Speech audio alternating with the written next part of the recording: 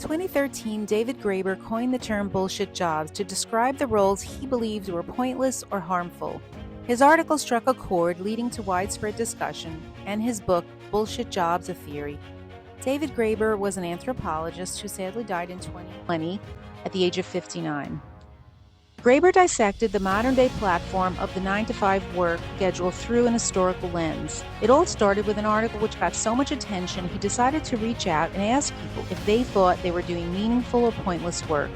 What he discovered was that many jobs are not just unfulfilling but entirely useless, contributing nothing of value to society.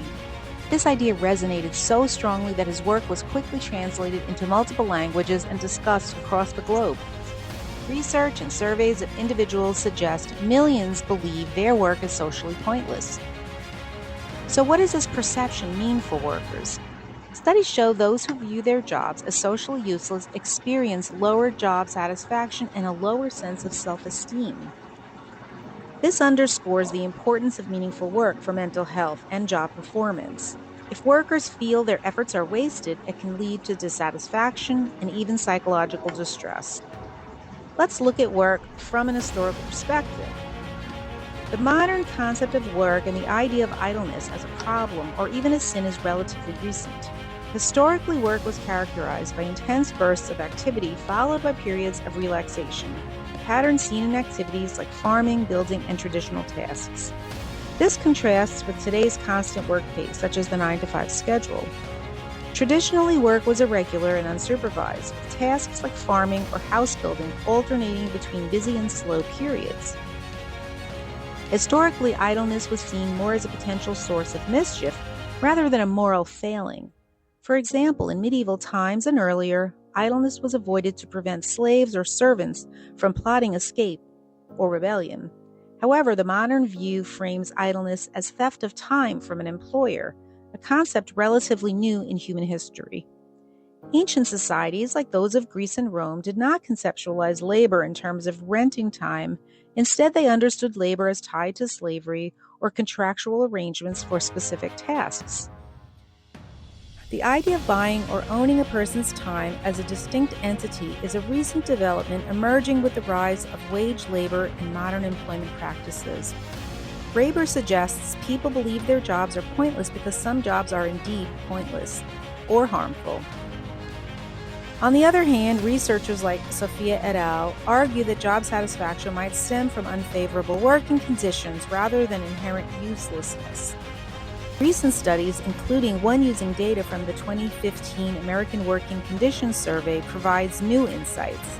They found strong support for Graeber's theories. Workers in certain occupations are more likely to perceive their jobs as socially useless. This study confirms that some occupations, particularly those identified by Graeber, are more strongly associated with perceptions of uselessness. To understand this better, let's clarify some terms. Bullshit jobs are jobs that are seen as pointless, unnecessary, or harmful.